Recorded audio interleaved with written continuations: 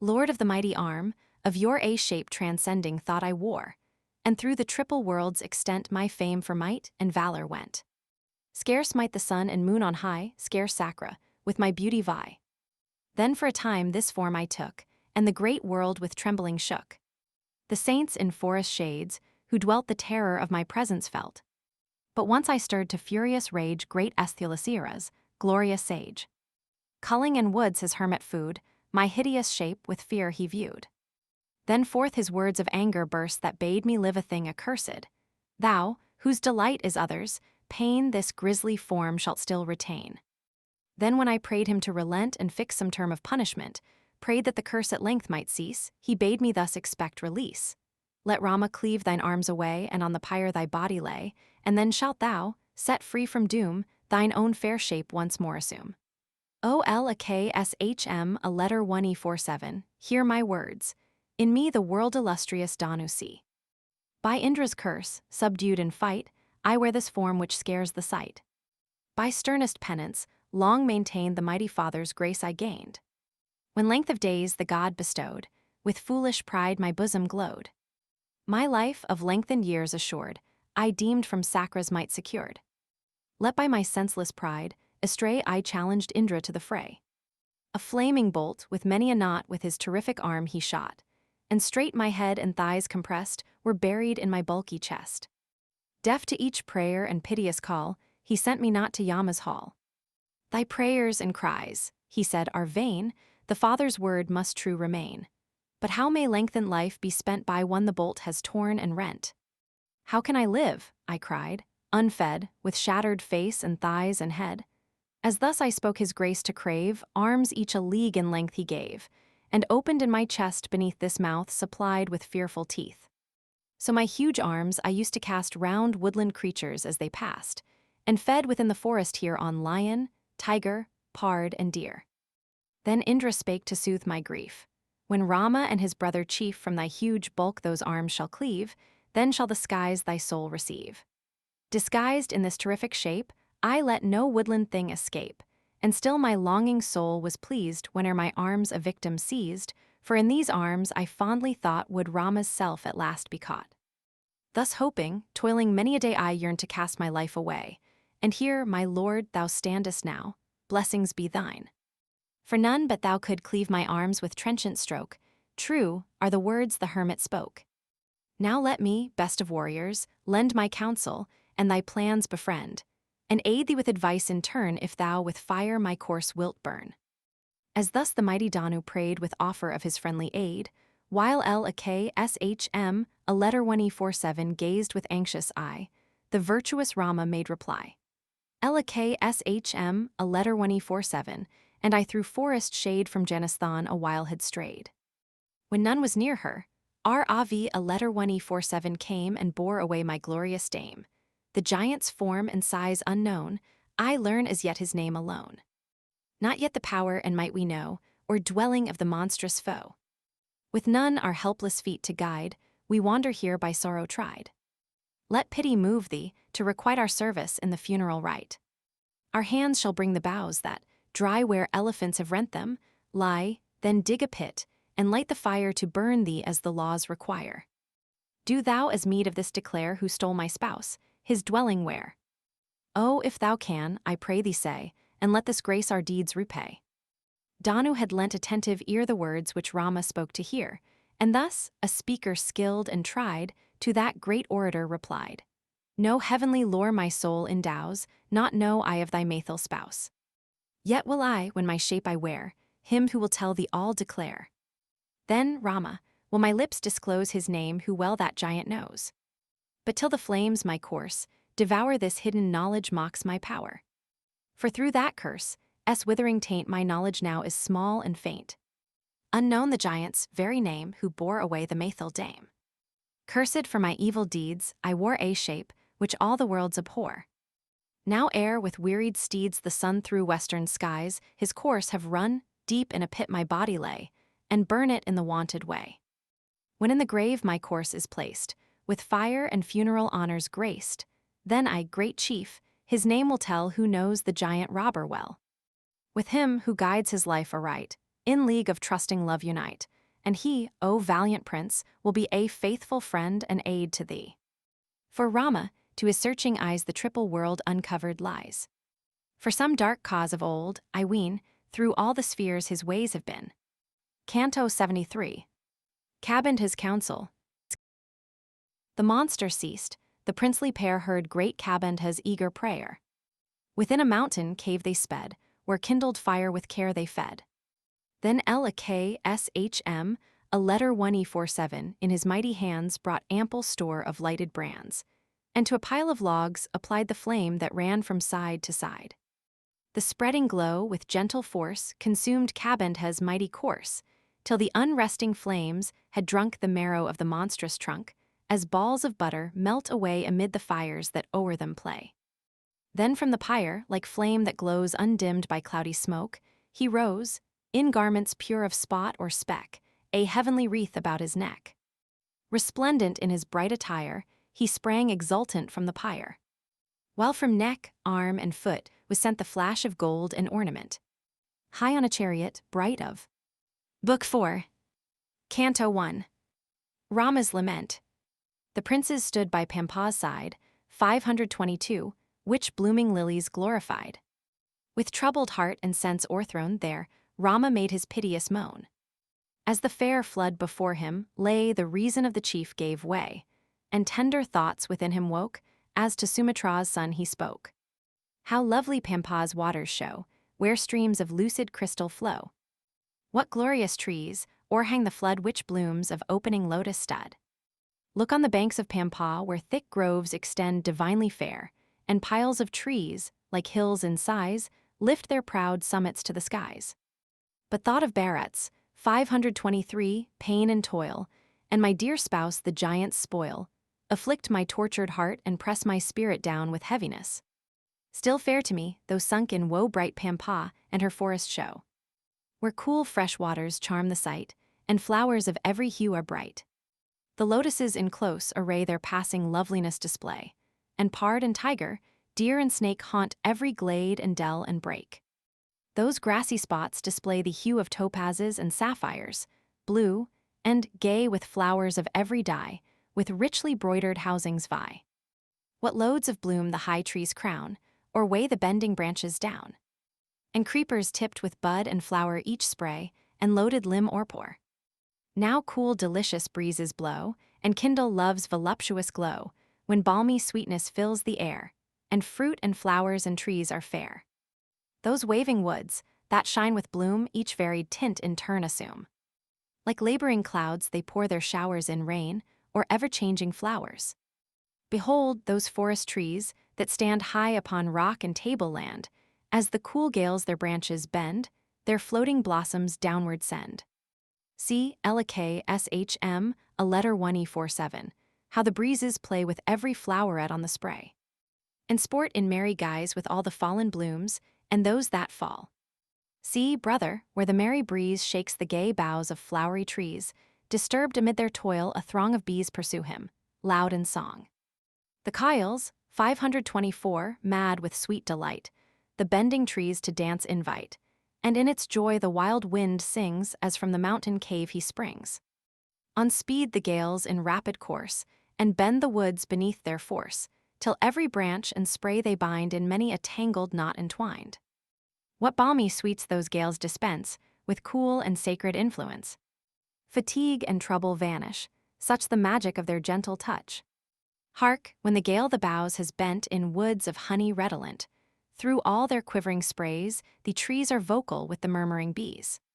The hills with towering summits rise, and with their beauty charm the eyes, gay with the giant trees which bright with blossoms spring from every height, and as the soft wind gently sways the clustering blooms that load the sprays, the very trees break forth and sing with startled wild bees murmuring.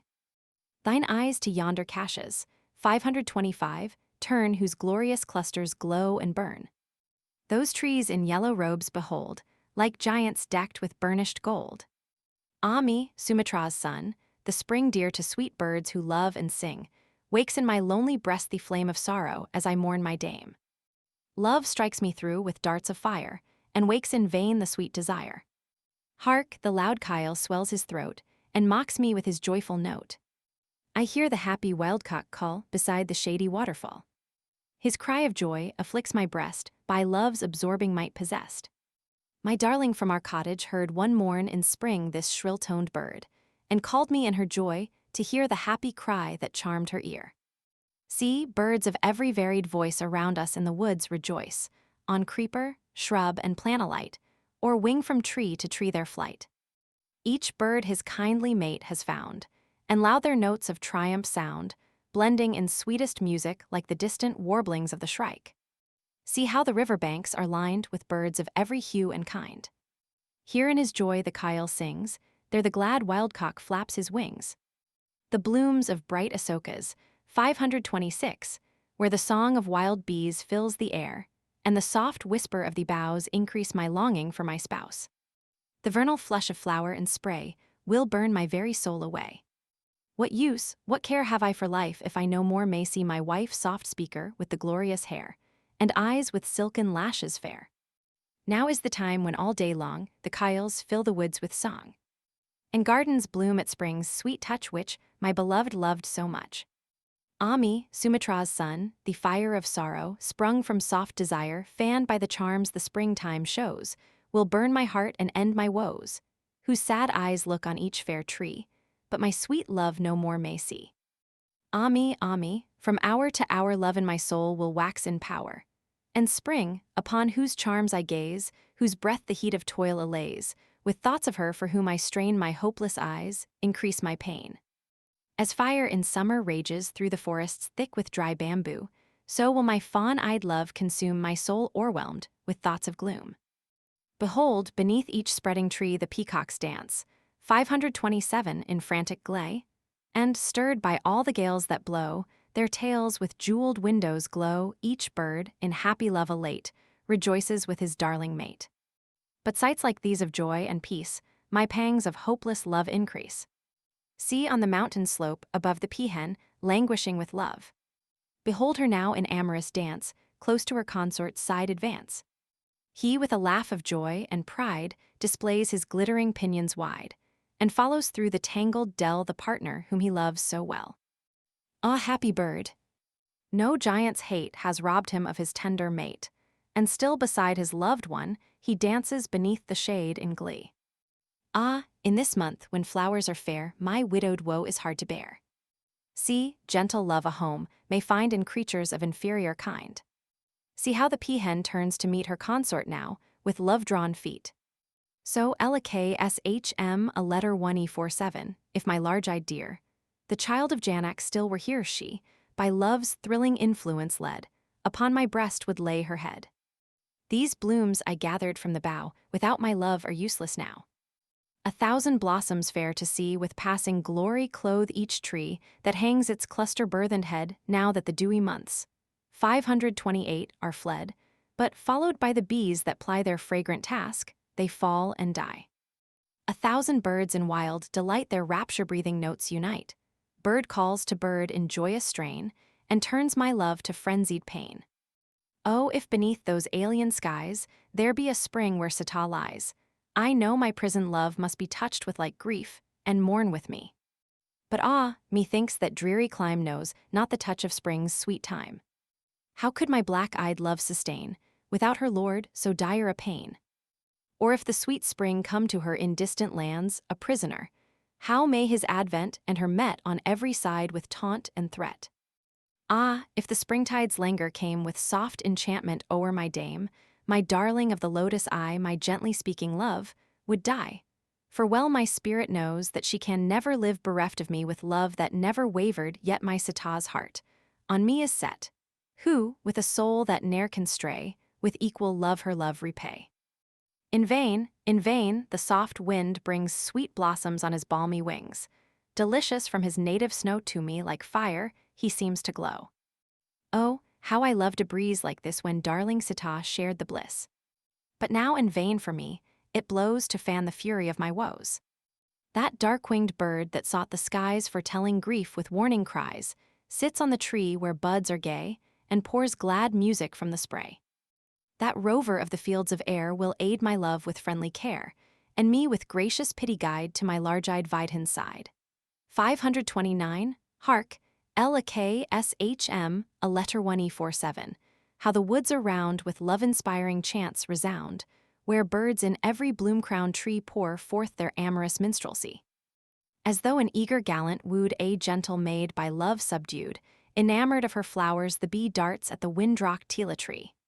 530, Asoka, brightest tree that grows, that lends a pang to lovers' woes, hangs out his gorgeous bloom in scorn and mocks me as I weep forlorn. Lakshman, a letter 1E47, turn thine eye and see each blossom-laden mango tree, like a young lover gaily dressed, whom fond desire forbids to rest. Look, son of Queen Sumatra, through the forest glades of varied hue, where blooms are bright and grass is green the kinnars. 531, with their loves are seen. See, brother, see where sweet and bright those crimson lilies charm the sight, and o'er the flood a radiance throw fair as the morning's roseate glow. See, Pampa, most divinely sweet, the swans and mallards' loved retreat, shows her glad waters bright and clear, where lotuses their heads uprear from the pure wave, and charm the view with mingled tints of red and blue. Each like the morning's early beams reflected in the crystal gleams, and bees on their sweet toil intent weigh down each tender filament. There with gay lawns the wood recedes, there wildfowl sport amid the reeds, there roe deer stand upon the brink, and elephants descend to drink. The rippling waves which winds make fleet against the bending lilies beat, and opening bud and flower and stem, gleam with the drops that hang on them. Life has no pleasure left for me while my dear queen I may not see, who loved so well those blooms that vie with the full splendor of her eye. O tyrant love, who will not let my bosom for 1 hour forget the lost one whom I yearn to meet, whose words were ever kind and sweet. Ah, haply might my heart endure this hopeless love that knows not cure, if spring with all his trees in flower assailed me not with ruthless power. Each lovely scene, each sound and sight wherein with her I found delight, has lost the charm so sweet of yore, and glads my widowed heart no more. On lotus buds I seem to gaze, or blooms that deck Palasa. 532, sprays. 533. But to my tortured memory rise the glories of my darling's eyes. Cool breezes through the forest stray gathering odors on their way, enriched with all the rifled scent of lotus flower and filament. Their touch upon my temples falls, and Sítá's fragrant breath recalls. Now look, dear brother, on the right of Pampa towers, a mountain height where fairest cassia trees unfold the treasures of their burnished gold. Proud mountain king, his woody side with myriad oars is decked and dyed, and as the wind-swept blossoms fall, their fragrant dust is stained withal. To yon high lands thy glances turn, with pendant fire they flash and burn, where in their vernal glory blaze Palasa flowers on leafless sprays. O Lakshman, a letter 1E47, look. On Pampa's side, what fair trees rise in blooming pride? What climbing plants above them show, or hang their flowery garlands low? See how the amorous creeper rings the wind-rocked trees to which she clings, as though a dame by love impelled with clasping arms her lover held. Drunk with the varied scents that fill the balmy air, from hill to hill, from grove to grove, from tree to tree, the joyous wind is wandering free. These gay trees wave their branches bent by blooms of honey redolent. There, slowly opening to the day, buds with dark luster deck the spray. The wild bee rests a moment where each tempting flower is sweet and fair, then, colored by the pollen dyes, deep in some odorous blossom lies. Soon from his couch away he springs, to other trees his course he wings, and tastes the honeyed blooms that grow where Pampa's lucid waters flow. See, Lakshman, a letter 1E47. See, how thickly spread with blossoms from the tree's o'erhead, that grass the weary traveler woos with couches of 1,000 hues, and beds on every height arrayed with red and yellow tints are laid, no longer winter chills the earth. 1,000 flowerets spring to birth, and trees in rivalry assume their vernal garb of bud and bloom. How fair they look, how bright and gay with tasseled flowers on every spray, while each to each proud challenge flings, born in the song the wild bee sings. That mallard by the river edge has bathed amid the reeds and sedge. Now with his mate, he fondly plays and fires my bosom as I gaze. Mandakini, 534, is far renowned, no lovelier flood on earth is found, but all her fairest charms combined in this sweet stream enchant the mind. Oh, if my love were here to look with me upon this lovely brook, never for Ayodhyá would I pine, or wish that Indra's lot were mine. If by my darling's side I strayed o'er the soft turf which decks the glade, each craving thought were sweetly stilled, each longing of my soul fulfilled. But now my love is far away, those trees which make the woods so gay, in all their varied beauty dressed, wake thoughts of anguish in my breast.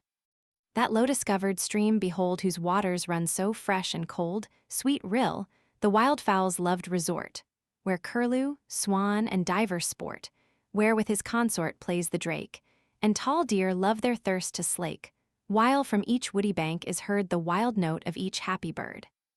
The music of that joyous choir fills all my soul with soft desire and, as I hear, my sad thoughts fly to Sítá of the lotus eye, whom, lovely with her moonbright cheek, in vain mine eager glances seek. Now turn, those checkered lawns survey where heart and hind together stray. Ah, as they wander it there, will my troubled breast with grief they fill, while torn by hopeless love I sigh for Sítá of the fawn-like eye. If in those glades where, touched by spring, gay birds their amorous ditties sing, mine own beloved I might see, then, brother, it were well with me, if by my side she wandered still. And this cool breeze that stirs the rill touched with its gentle breath the brows of mine own dear Vidhan spouse. For Lakshman, a letter 1E47.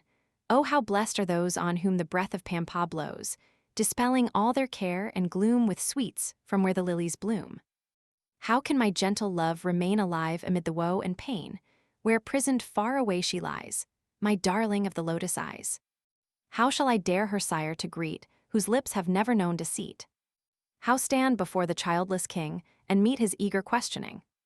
When banished by my sire's decree, in low estate she followed me. So pure, so true to every vow, where is my gentle darling now? How can I bear my widowed lot, and linger on where she is not, who followed when from home I fled distracted, disinherited? My spirit sinks in hopeless pain, when my fond glances yearn in vain for that dear face, with whose bright eye the worshipped lotus scarce can vie. Ah, when, my brother, shall I hear that voice that rang so soft and clear, when, sweetly smiling as she spoke, from her dear lips gay laughter broke? When worn with toil and love I strayed with Sítá through the forest shade, no trace of grief was seen in her, my kind and thoughtful comforter. How shall my faltering tongue relate to Queen Kausalya Sítá's fate? How answer when in wild despair she questions, where is Sítá, where? Haste, brother, haste, to bear it high on whose fond love I still rely. My life can be no longer borne, since Sítá from my side is torn. Thus like a helpless mourner, bent by sorrow, Rama made lament, and with wise counsel Lakshman, a letter 1E47 tried to soothe his care, and thus replied, O best of men, thy grief oppose, nor sink beneath thy weight of woes. Not thus despond the great and pure and brave like thee, but still endure. Reflect what anguish wrings the heart when loving souls are forced to part, and, mindful of the coming pain, thy love within thy breast restrain. For earth, though cooled by wandering streams, lies scorched beneath the midday beams. Rav, a letter 1E47 his steps to hell may bend, or lower yet in flight descend. But be thou sure, O Raghu's son, avenging death he shall not shun. Rise, Rama, rise, the search begin, and track the giant foul with sin. Then shall the fiend, though far he fly, resign his prey, or surely die. Yea, though the trembling monster hide with Sítá close to Didi's, 535 side, and there, unless he yield the prize, slain by this wrathful hand he dies. Thy heart with strength and courage stay, and cast this weakling mood away. Our fainting hopes in vain revive, unless with firm resolve we strive. The zeal that fires the toiler's breast mid earthly powers is first and best. Zeal every check and bar defies, and wins at length the loftiest prize. In woe and danger, toil and care, zeal never yields to weak despair. With zealous heart thy task begin, and thou once more thy spouse shalt win. Cast fruitless sorrow from thy soul, nor let this love thy heart control. Forget not all thy sacred lore, but be thy noble self once more. He heard, his bosom rent by grief, the counsel of his brother chief, crushed in his heart the maddening pain, and rose resolved and strong again. Then forth upon his journey went the hero on his task intent, nor thought of Pampa's lovely brook, or trees which murmuring breezes shook, though on dark woods his glances fell, on waterfall and cave and dell. And still by many a care distressed the son of Raghu onward pressed. As some wild elephant elate moves through the woods in pride, so Lakshman, a letter 1E47, with majestic gait strode by his brother's side. He, for his lofty spirit famed, admonished and consoled, showed Raghu's son what duty claimed, and bade his heart be bold. Then, as the brothers strode apace to Rishyamukha's height, the sovereign of the Vanar race, 536, was troubled at the sight. As on the lofty hill he strayed, he saw the chiefs draw near, while their glorious forms surveyed, and mused in restless fear. His slow, majestic step he stayed, and gazed upon the pair. And all his spirit sank, dismayed by fear too great to bear. When in their glorious might the best of royal chiefs came nigh, the Vanars in their wild unrest prepared to turn and fly. They sought the hermit's sacred home, 537, for peace and bliss ordained, and there, where Vanars love to roam, a sure asylum gained. Canto 2. Sugriva's alarm. Sugriva, moved by wondering all the high-souled sons of Raghu saw, in all their glorious arms arrayed, and grief upon his spirit weighed. To every quarter of the sky he turned in fear his anxious eye, and roving still from spot to spot with troubled steps he rested not. He durst not, as he viewed the pair, resolve to stand and meet them there, and drooping cheer and quailing breast the terror of the chief confessed. While the great fear his bosom shook, brief counsel with his lords he took, each gain and danger closely scanned.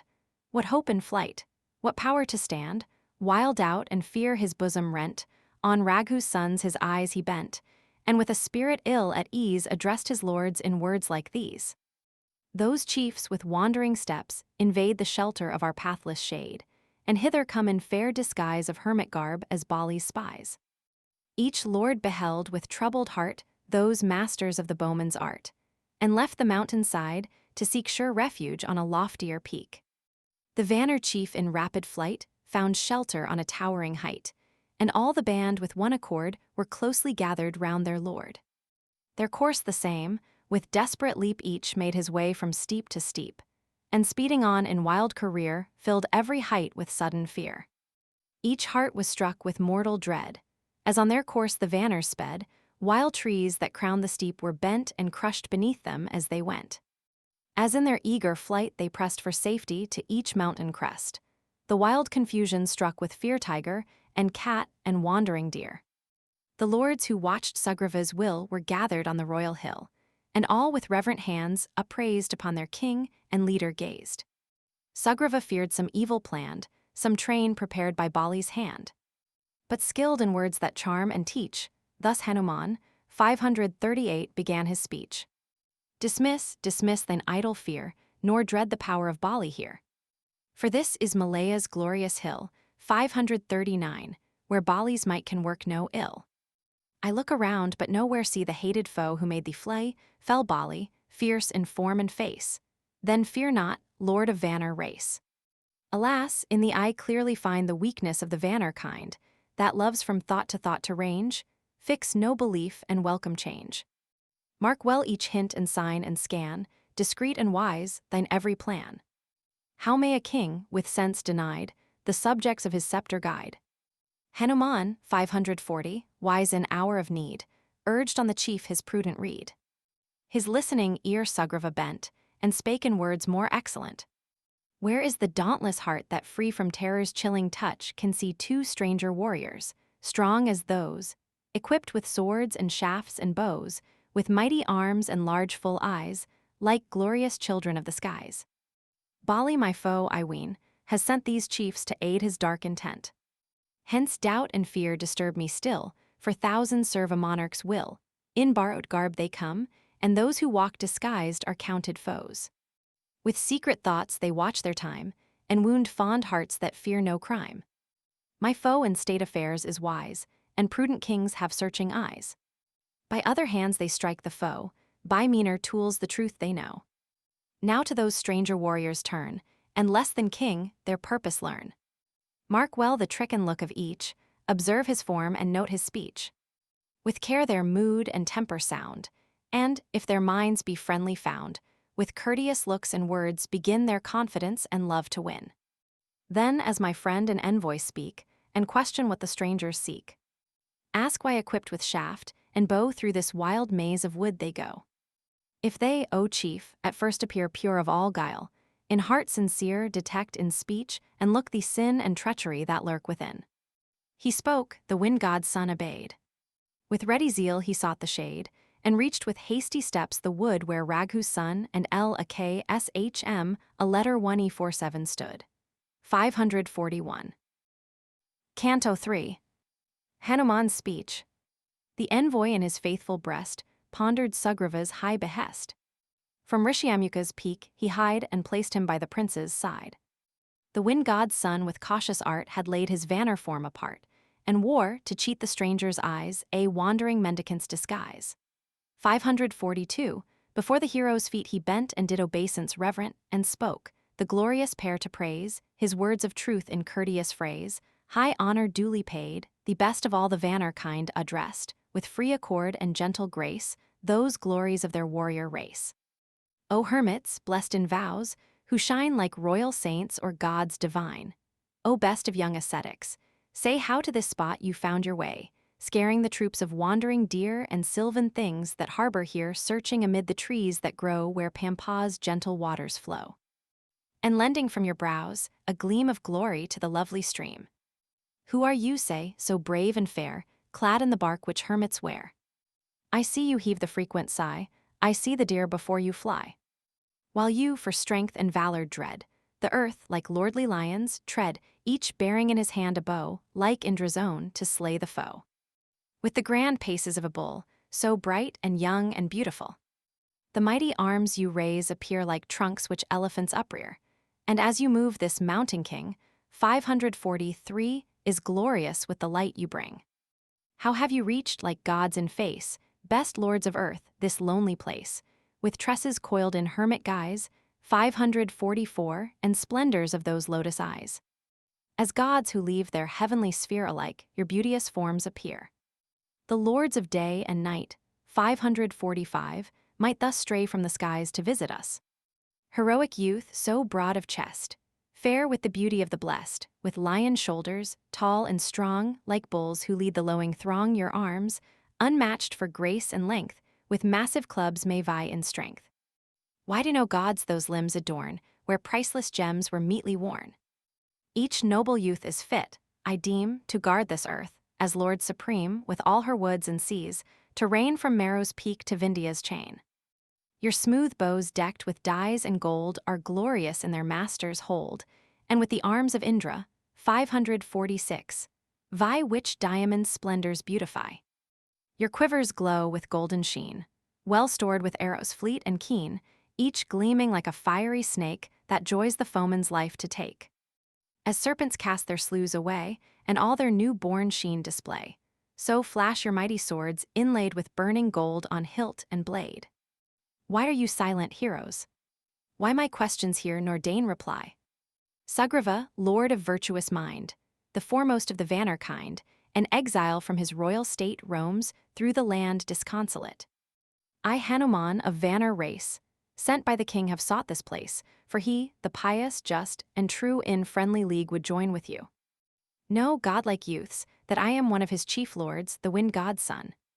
With course unchecked I roam at will, and now from Rishyamukha's hill, to please his heart, his hope to speed, I came disguised in beggar's weed. Thus Hanuman, well trained in lore of language, spoke, and said no more. The son of Raghu joyed to hear the envoy's speech, and bright of cheer, he turned to Lakshman, a letter 1E47 by his side, and thus in words of transport cried. The counselor we now behold of King Sugriva righteous-souled. His face I long have yearned to see, and now his envoy comes to me with sweetest words in courteous phrase, answer this mighty lord who slays his foeman, by Sugriva sent, this vanner chief most eloquent. For one whose words so sweetly flow the whole Rig Veda, 547, needs must know, and in his well-trained memory store the yajush and the salmon's lore. He must have bent his faithful ear, all grammar's varied rules to hear. For his long speech how well he spoke. In all its length no rule he broke. In eye, on brow, in all his face the keenest look no guile could trace. No change of hue, no pose of limb gave sign that aught was false in him. Concise, unfaltering, sweet and clear, without a word to pain the ear. From chest to throat, nor high nor low, his accents came in measured flow. How well he spoke with perfect art that wondrous speech that charmed the heart, with finest skill and order, graced in words that knew nor pause nor haste. That speech, with consonants that spring from the three seats of uttering, 548, would charm the spirit of a foe whose sword is raised for mortal blow. How may a ruler's plan succeed, who lacks such envoy good at need? How fail, if one whose mind is stored with gifts, so rare assist his lord? What plans can fail, with wisest speech of envoys' lips to further each? Thus Rama spoke, and Lakshman, a letter 1E47 taught in all the art that utters thought, to King Sugriva's learned spy thus made his eloquent reply. Full well we know the gifts that grace Sugriva, lord of Vanner race, and hither turn our wandering feet that we that high-souled king may meet. So now our pleasant task shall be to do the words he speaks by thee. His prudent speech the Vanner heard, and all his heart with joy was stirred, and hope that league with them would bring redress and triumph to his king. Canto 4. Lakshman's reply. Cheered by the words that Rama spoke, joy in the Vanner's breast awoke, and as his friendly mood he knew, his thoughts to King Sugriva flew. Again, he mused, my high-souled lord shall rule to kingly state restored, since one so mighty comes to save, and freely gives the help we crave.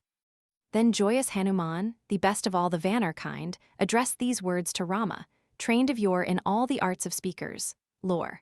549. Why do your feet this forest tread by sylvan life inhabited, this awful maze of tree and thorn which Pampa's flowering groves adorn? He spoke. Obedient to the eye of Rama, Lakshman, a letter 1E47 made reply, the name and fortune to unfold of Raghu's son the lofty-souled. True to the law, of fame unstained, the glorious Dasaratha reigned, and, steadfast in his duty, long kept the forecasts, 550, from scathe and wrong. Through his wide realm his will was done, and loved by all he hated none. Just to each creature great and small, like the good sire he cared for all. The Agnish letter 1E60, OM, 551, as priests advised, and various rites he solemnized, where ample largesse ever paid the Brahmins for their holy aid. Here Rama stands, his heir by birth, whose name is glorious in the earth, sure refuge he of all oppressed, most faithful to his sire's behest. He, Dasaratha's eldest born, whom gifts above the rest adorn, lord of each high imperial sign. 552, the glory of his kingly line, reft of his right, expelled from home, came forth with me the woods to roam. And Sítá too, his faithful dame, forth with her virtuous husband came, like the sweet light when day is done still cleaving to her lord the sun. And me his sweet perfections drew to follow as his servant true. Named Lakshman, a letter 1E47, brother of my lord of grateful heart with knowledge stored most meet is he all bliss to share, who makes the good of all his care. While power and lordship cast away in the wild wood he chose to stay, a giant came, his name unknown, and stole the princess left alone. Then Didi's son, 553, who, cursed of yore, the semblance of a Raksha's war, to King Sugriva bade us turn the robber's name and home to learn. For he, the Vanner chief, would know the dwelling of our secret foe. Such words of hope spake Didi's son, and sought the heaven his deeds had won. Thou hast my tale. From first to last thine ears have heard whate'er has passed. Rama the mighty lord, and I for refuge to Sugriva fly.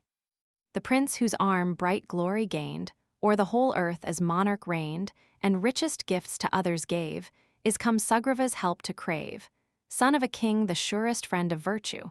Him who loved to lend his succor to the suffering weak, is come Sugriva's aid to seek. Yes, Raghu's son whose matchless hand protected all this sea-girt land, the virtuous prince, my holy guide, for refuge seek Sugriva's side. His favor sent on great and small should ever save and prosper all. He now to win Sugriva's grace has sought his woodland dwelling place. Son of a king of glorious fame, who knows not Dasaratha's name, from whom all princes of the earth received each honor due to worth. Heir of that best of earthly kings, Rama the prince whose glory rings through realms below and earth and skies, for refuge to Sugriva flies. Nor should the Vanar king refuse the boon for which the suppliant sues, but with his forest legions speed to save him in his utmost need. Sumitra's son, his eyes bedewed with piteous tears, thus sighed and sued. Then, trained in all the arts that guide the speaker, Hanuman replied, Yea, lords like you of wisest thought, whom happy fate has hither brought, who vanquish ire and rule each sense, must of our Lord have audience. Reft of his kingdom, sad, forlorn, once Bali's hate, now Bali's scorn, defeated, severed from his spouse, wandering under forest boughs, child of the sun, our Lord and King Sugriva will his succors bring, and all our Vanar hosts combined will trace the dame you long to find. With gentle tone and winning grace thus spake the chief of Vanar race, and then to Raghu's son he cried, Come, haste we to Sugriva's side. He spoke, and for his words so sweet good a kshm, a letter 1e47 paid all honor meet, then turned and cried to Raghu's son, Now deem thy task already done, because this chief of Vanar kind, son of the god who rules the wind, declares Sugriva's self would be assisted in his need by thee. Bright gleams of joy his cheek o'erspread, as each glad word of hope he said, and ne'er will one so valiant deign to cheer our hearts with hope in vain. He spoke, and Hanuman the wise cast off his mendicant disguise, and took again his Vanar form, son of the god of wind and storm. High on his ample back in haste, Raghu's heroic sons he placed, and turned with rapid steps to find the sovereign of the Vanar kind.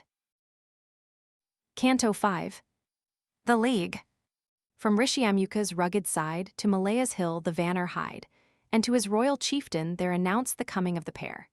See, here with kshm, a letter 1e47 Rama stands illustrious in 100 lands, whose valiant heart will never quail although 1,000 foes assail.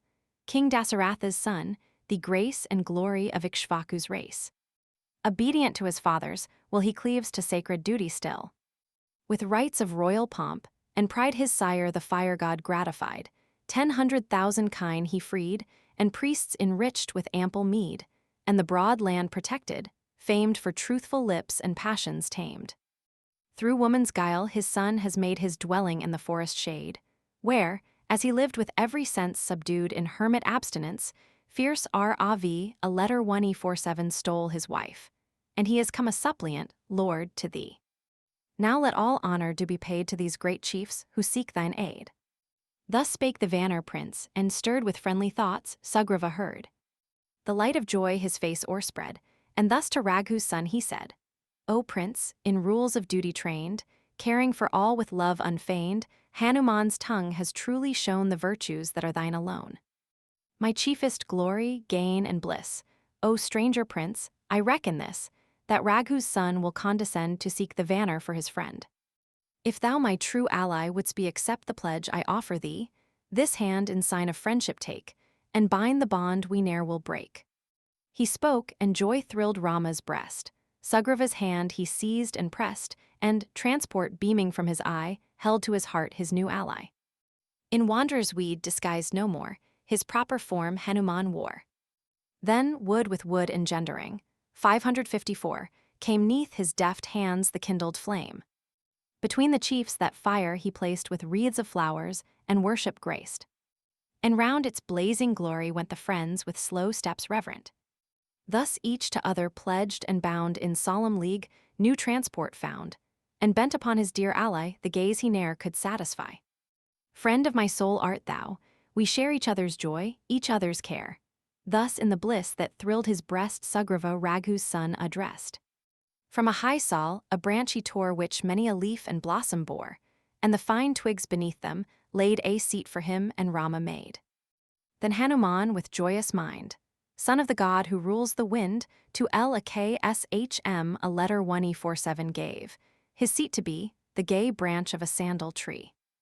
Then King Sugriva, with his eyes still trembling with the sweet surprise of the great joy he could not hide, to Raghu's noblest scion cried, "O Rama, racked with woe and fear, spurned by my foes, I wander here. Reft of my spouse, forlorn I dwell here in my forest citadel. Or wild with terror and distress roam through the distant wilderness. Vexed by my brother Bali, long my soul has borne the scathe and wrong. Do thou, whose virtues all revere, release me from my woe and fear. From dire distress thy friend to free is a high task and worthy thee." He spoke, and Raghu's son, who knew all sacred duties men should do. The friend of justice, void of guile, thus answered with a gentle smile, "Great Vanner, friends who seek my aid still find their trust with fruit repaid. Bali, thy foe, who stole away thy wife, this vengeful hand shall slay.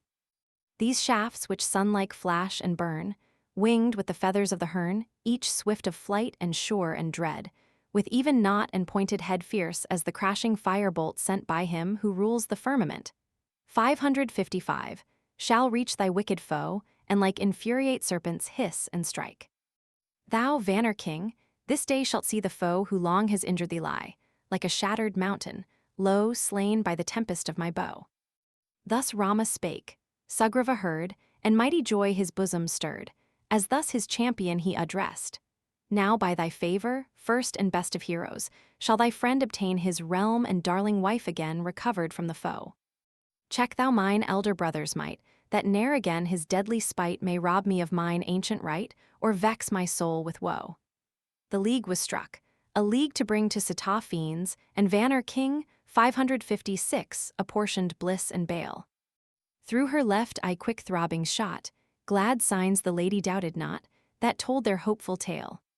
The bright left eye of Bali felt an inauspicious throb that dealt a deadly blow that day. The fiery left eyes of the crew of demons felt the throb, and knew the herald of dismay. Canto 6. The tokens. With joy that sprang from hope restored to Rama spake the Vanner Lord, "I know, by wise Hanuman taught, why thou the lonely wood hast sought. Where with thy brother Lakshman, a letter 147 thou hast sojourned, bound by hermit vow, have heard how Sítá, Janak's child, was stolen in the pathless wild. How by a roving Rakshas she weeping was reft from him and thee, how, bent on death, the giant slew the vulture king, her guardian true, and gave thy widowed breast to know a solitary mourner's woe. But soon, dear prince, thy heart shall be from every trace of sorrow free, for I thy darling will restore, lost like the prize of holy lore." 558, yea, though in heaven the lady dwell, or prisoned in the depths of hell, my friendly care her way shall track and bring thy ransomed darling back. Let this my promise soothe thy care, nor doubt the words I truly swear. Saints, fiends, and dwellers of the skies shall find thy wife a bitter prize, like the rash child who rues too late the treacherous lure of poisoned Kate. No longer, prince, thy loss deplore, thy darling wife will I restore. 'Twas she I saw. My heart infers that shrinking form was doubtless hers, which gained Rav a letter 147, fierce and dread, bore swiftly through the clouds o'erhead, still writhing in his strict embrace like helpless queen of serpent race. 559, and from her lips that sad voice came shrieking thine own, and Lakshman, a letter 147's name. High on a hill, she saw me stand with comrades twain on either hand. Her outer robe to earth she threw, and with it sent her anklets too. We saw the glittering tokens fall, we found them there and kept them all. These will I bring, perchance thine eyes the treasured spoils will recognize. He ceased, then Raghu's son replied to the glad tale, and eager cried, "Bring them with all thy speed, delay no more, dear friend, but haste away." Thus Rama spoke. Sugriva hide within the mountain's caverned side, impelled by love that stirred each thought the precious tokens quickly brought, and said to Raghu's son, "Behold this garment and these rings of gold." In Rama's hand with friendly haste the jewels, and the robe he placed. Then like the moon by mist assailed, the tear-dimmed eyes of Rama failed, that burst of woe unmanned his frame, woe sprung from passion for his dame, and with his manly strength o'erthrown, he fell and cried, "Ami, mine own."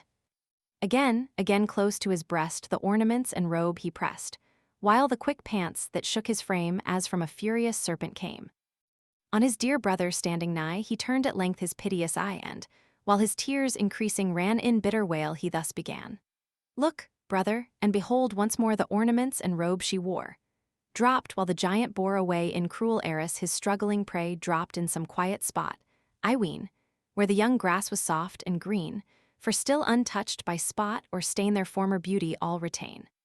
He spoke with many a tear and sigh, and thus his brother made reply.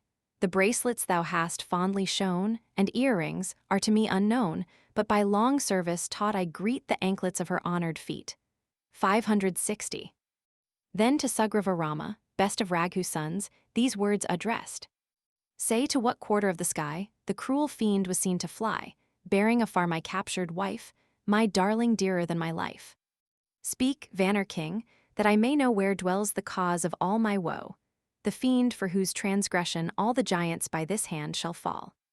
He who the Maythil lady stole and kindled fury in my soul, has sought his fate in senseless pride, and opened death's dark portal wide.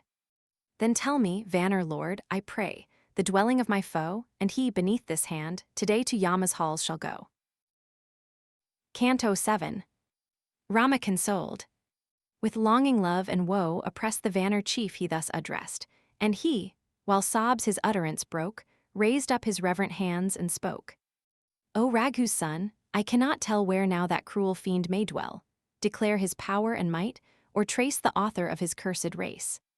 Still trust the promise that I make, and let thy breast no longer ache. So will I toil, nor toil in vain, that thou thy consort mayst regain. So will I work with might and skill, that joy anew thy heart shall fill, the valor of my soul display, and Rav a letter 1E47 and his legions slay. Awake, awake. Unmanned, no more recall the strength was thine of yore.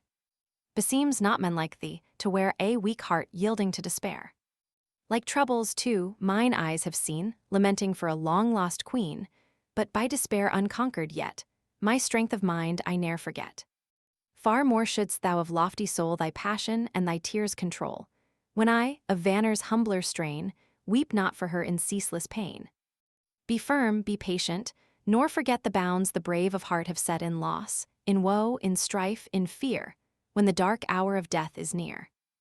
Up, with thine own brave heart advise, not thus despond the firm and wise. But he who gives his childish heart to choose the coward's weakling part, sinks, like a foundered vessel, deep in waves of woe that o'er him sweep. See, suppliant hand to hand I lay, and moved by faithful love I pray.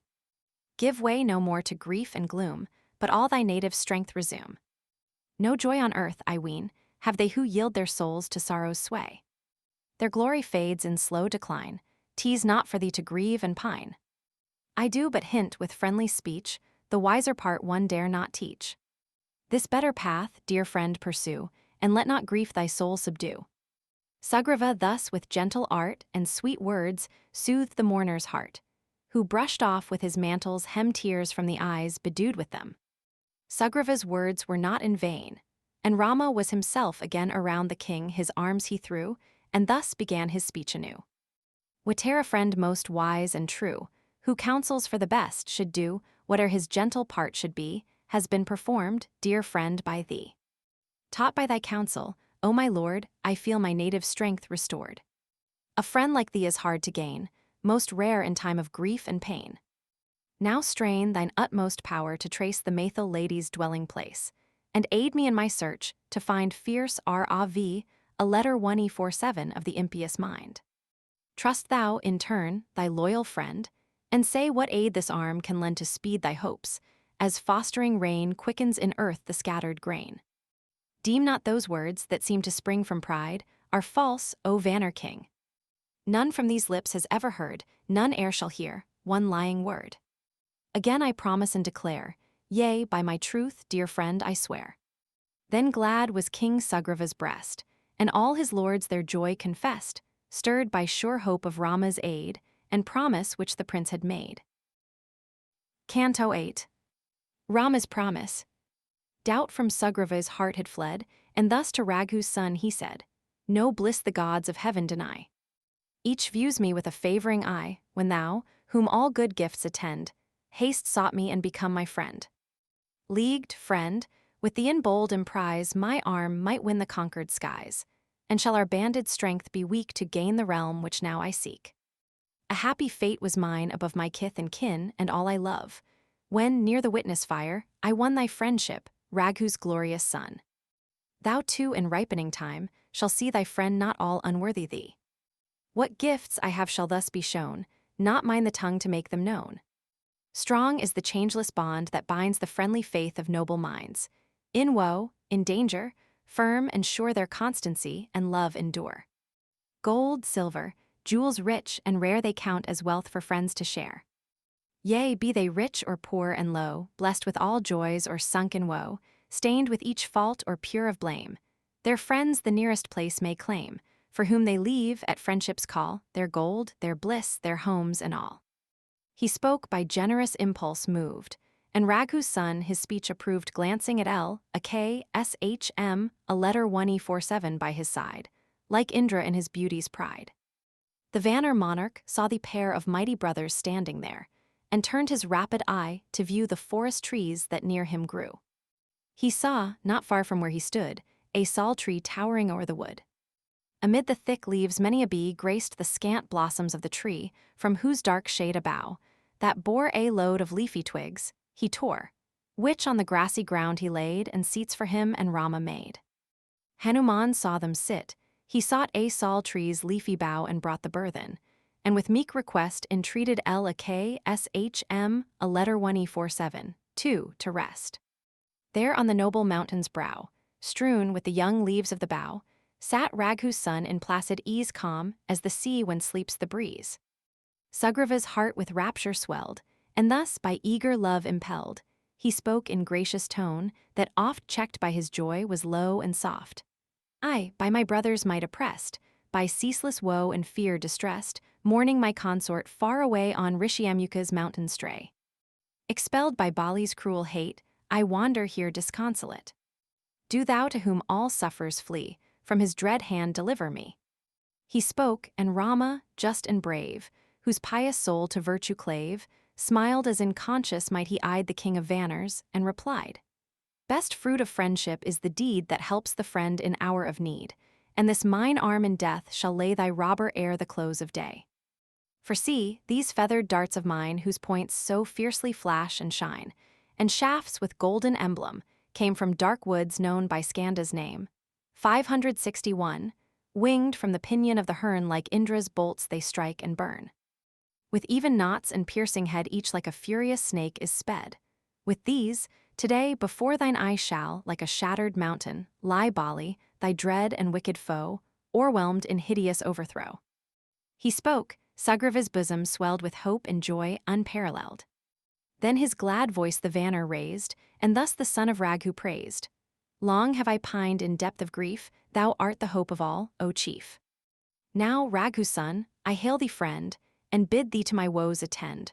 For, by my truth I swear it, now not life itself is dear as thou, since by the witness fire we met and friendly hand in hand was set.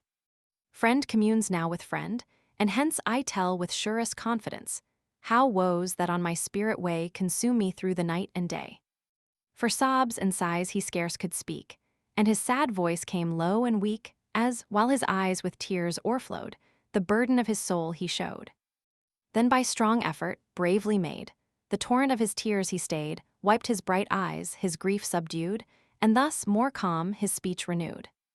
By Bali's conquering might oppressed, of power and kingship dispossessed, loaded with taunts of scorn and hate I left my realm and royal state. He tore away my consort. She was dearer than my life to me, and many a friend to me and mine in hopeless chains was doomed to pine. With wicked thoughts, unsated still, me whom he wrongs he yearns to kill, and spies of Vanner race who tried to slay me by this hand have died. Moved by this constant doubt and fear I saw thee, prince, and came not near. When woe and peril gather round a foe in every form is found. Save Hanuman, O Raghu's son, and these no friend has left me none. Through their kind aid, a faithful band who guard their lord from hostile hand, rest when their chieftain rests and bend their steps where'er he lists to wend. Through them alone, in toil and pain, my wretched life I still sustain. Enough, for thou hast heard in brief the story of my pain and grief. His mighty strength all regions know, my brother, but my deadly foe. Ah, if the proud oppressor fell, his death would all my woe dispel. Yea, on my cruel conqueror's fall my joy depends, my life, my all.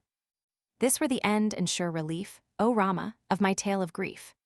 Fair be his lot or dark with woe, no comfort like a friend I know. Then Rama spoke, O friend, relate whence sprang fraternal strife and hate, that duly taught by thee, I may each foeman's strength and weakness weigh, and skilled in every chance restore the blissful state thou hadst before. For, when I think of all the scorn and bitter woe thou long hast borne, my soul indignant swells with pain like waters flushed with furious rain. Then, ere I string this bended bow, tell me the tale I long to know, ere from the cord my arrow fly, and low in death thy foeman lie. He spoke, Sugriva joyed to hear, nor less his lords were glad of cheer. And thus to Rama mighty souled the cause that moved their strife he told. Canto 9. Sugriva's story, 562. My brother, known by Bali's name, had won by might a conqueror's fame. My father's eldest born was he, well honored by his sire and me. My father died, and each sage lord named Bali king with one accord, and he, by right of birth ordained, the sovereign of the Vanners reigned. He in his royal place controlled the kingdom of our sires of old, and I all faithful service lent to aid my brother's government. The fiend Mayavi, him of yore to Dundubhi, 563, his mother bore, for woman's love and strife engaged, a deadly war with Bali waged. When sleep had chained each weary frame to vast Kishkandha, 564 gates he came, and, shouting through the shades of night, challenged his foeman to the fight. My brother heard the furious shout, and wild with rage rushed madly out, though fain would I and each sad wife detain him from the deadly strife. He burned his demon foe to slay, and rushed impetuous to the fray. His weeping wives he thrust aside, and forth, impelled by fury, hied, while, by my love and duty led, I followed where my brother sped. Mayavi looked, and at the sight fled from his foes in wild affright. The flying fiend we quickly viewed, and with swift feet his steps pursued. Then rose the moon, whose friendly ray cast light upon our headlong way. By the soft beams was dimly shown a mighty cave, with grass o'ergrown. Within its depths he sprang, and we the demon's form no more might see.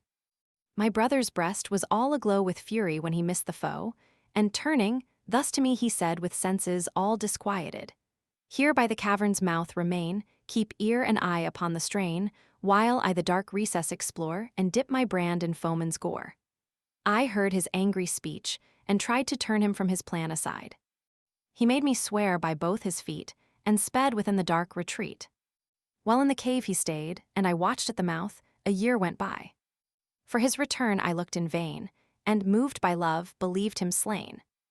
I mourned, by doubt and fear distressed, and greater horror seized my breast when from the cavern rolled a flood, a carnage stream of froth and blood, and from the depths a sound of fear, the roar of demons, smote mine ear, but never rang my brother's shout triumphant in the battle rout. I closed the cavern with a block, huge as a hill, of shattered rock. Gave offerings due to Bali's shade, and sought Kishkandha, sore dismayed. Long time with anxious care I tried from Bali's lords his fate to hide, but they, when once the tale was known, placed me as king on Bali's throne. There for a while I justly reigned, and all with equal care ordained. When joyous from the demon slain, my brother Bali came again. He found me ruling in his stead, and fired with rage, his eyes grew red. He slew the lords who made me king, and spoke keen words to taunt and sting. The kingly rank and power I held my brother's rage with ease had quelled, but still, restrained by old respect for claims of birth, the thought I checked. Thus having struck the demon down, came Bali to his royal town. With meek respect, with humble speech, his haughty heart I strove to reach. But all my arts were tried in vain, no gentle word his lips would deign, though to the ground I bent and set his feet upon my coronet. Still Bali in his rage, and pride all signs of grace and love denied. Canto 10. Sugriva's story. I strove to soothe and lull to rest the fury of his troubled breast. Well art thou come, dear lord, I cried, by whose strong arm thy foe has died. Forlorn I languished here, but now my savior and defense art thou. Once more receive this regal shade, 565 like the full moon in heaven displayed, and let the chowries, 566, thus restored, wave glorious o'er the rightful Lord. I kept my watch, thy word obeyed, and by the cave a year I stayed. But when I saw that stream of blood rush from the cavern in a flood, my sad heart broken with dismay, and every wandering sense astray, I barred the entrance with a stone. A crag from some high mountain throne turned from the spot I watched in vain, and to Kishkandha came again. My deep distress and downcast, mean by citizen and lord were seen. They made me king against my will, forgive me if the deed was ill. True as I ever was, I see my honored king once more in thee. I only ruled a while the state when thou hadst left us desolate. This town with people, lords, and lands lay as a trust in guardian hands. And now, my gracious Lord, accept the kingdom which thy servant kept. Forgive me, victor of the foe, nor let thy wrath against me glow. See joining suppliant hands I pray, and at thy feet my head I lay. Believe my words, against my will the royal seat they made me fill. Unkinged they saw the city, hence they made me lord for her defense. But Bali, though I humbly sued, reviled me in his furious mood. Out on thee, wretch! In wrath he cried with many a bitter taunt beside. He summoned every lord, and all his subjects gathered at his call. Then forth his burning anger broke, and thus amid his friends he spoke. I need not tell, for well ye know, how fierce Mayavi, fiend and foe, came to Kishkandha's gate by night, and dared me in his wrath to fight. I heard each word the demon said, forth from my royal hall I sped and, foe in brother's guise concealed, Sugriva followed to the field. The mighty demon through the shade beheld me come with one to aid, then shrinking from unequal fight, he turned his back in swiftest flight. From vengeful foes his life to save, he sought the refuge of a cave. Then when I saw the fiend had fled within that cavern dark and dread, thus to my brother cruel-eyed, impatient in my wrath, I cried, I seek no more my royal town till I have struck the demon down. Here by the cavern's mouth remain until my hand the foe have slain. Upon his faith my heart relied, and swift within the depths I hide. A year went by, in every spot I sought the fiend, but found him not. At length my foe I saw and slew, whom long I feared when lost to view, and all his kinsmen by his side beneath my vengeful fury died.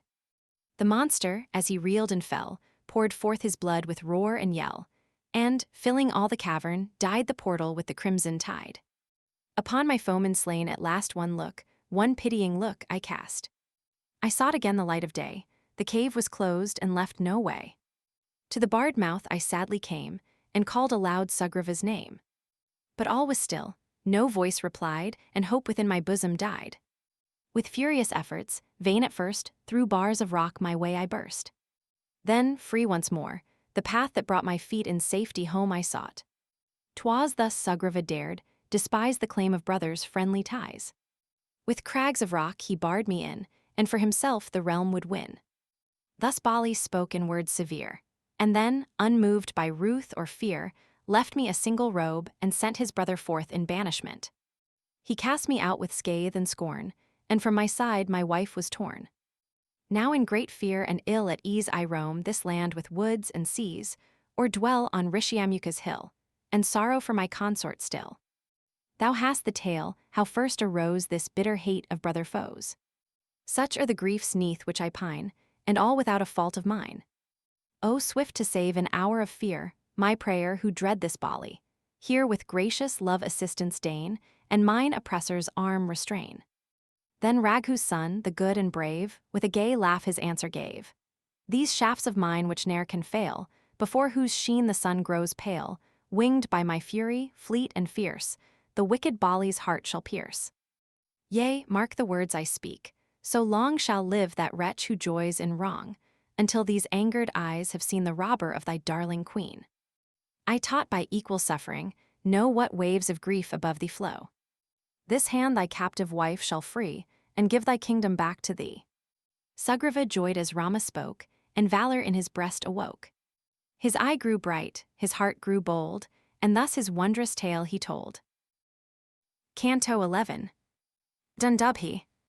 I doubt not, Prince, thy peerless might, armed with these shafts so keen and bright, like all-destroying fires of fate, the worlds could burn and devastate. But lend thou first thy mind and ear of Bali's power, and might to hear. How bold, how firm in battle tried, is Bali's heart, and then decide. From east to west, from south to north on restless errand hurrying forth, from farthest sea to sea he flies before the sun has lit the skies. A mountain top he oft will seek, tear from its root a towering peak, hurl it aloft, as twere a ball, and catch it ere to earth it fall. And many a tree that long has stood in health and vigor in the wood, his single arm to earth will throw, the marvels of his might to show. Shaped like a bull, a monster bore the name of Dundubhi of yore. He matched in size a mountain height, 1,000 elephants in might. By pride of wondrous gifts impelled, and strength he deemed unparalleled to ocean, lord of stream and brook, athirst for war, his way he took. He reached the king of rolling waves whose gems are piled in sunless caves, and threw his challenge to the sea, "Come forth, O king, and fight with me." He spoke, and from his ocean bed the righteous, 567 monarch heaved his head, and gave sedate his calm reply to him whom fate impelled to die. Not mine the power," he cried, "to cope with the in battle tried, but listen to my voice, and seek the worthier foe of whom I speak. The Lord of hills, where hermits live and love the home his forests give, whose child is Sankar's darling queen. 568, the king of snows is he I mean. Deep caves has he, and dark boughs shade the torrent and the wild cascade. From him expect the fierce delight, which heroes feel in equal fight. He deemed that fear-checked ocean's king, and like an arrow from the string, to the wild woods that clothe the side of Lord Himalaya's hills he hied. Then Dundubhi, with hideous roar, huge fragments from the summit tore vast as Aravat, 569, white with snow, and hurled them to the plains below. Then like a white cloud soft, serene, the Lord of Mountains' form was seen.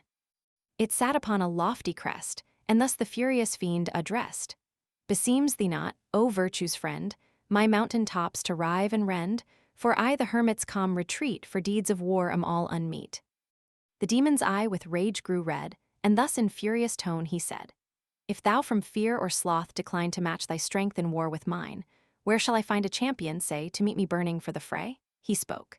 Himalaya, skilled in lore of eloquence, replied once more, and angered in his righteous mind, addressed the chief of demon kind, the Vanner Bali, brave and wise, son of the god who rules the skies, 570 sways, glorious in his high renown, Kishkandha his imperial town. Well may that valiant lord who knows each art of war his might oppose to thine, in equal battle set, as Namuhi, 571, and Indra met. Go, if thy soul desire the fray, to Bali's city speed away, and that unconquered hero meet whose fame is high for warlike feat. He listened to the Lord of Snow, and his proud heart with rage aglow sped swift away and lighted down by vast Kishkandha, Bali's town. With pointed horns to strike and gore the semblance of a bull he bore, huge as a cloud that downward bends ere the full flood of rain descends. Impelled by pride and rage and hate, he thundered at Kishkandha's gate, and with his bellowing, like the sound of pealing drums, he shook the ground. He rent the earth and prostrate through the trees that near the portal grew. King Bali from the bowers, with an indignant heard the roar and din. Then, moonlike mid the stars, with all his dames he hurried to the wall and to the fiend this speech, expressed in clear and measured words, addressed, "Know me for monarch. Bali styled, of Vanner tribes that roam the wild.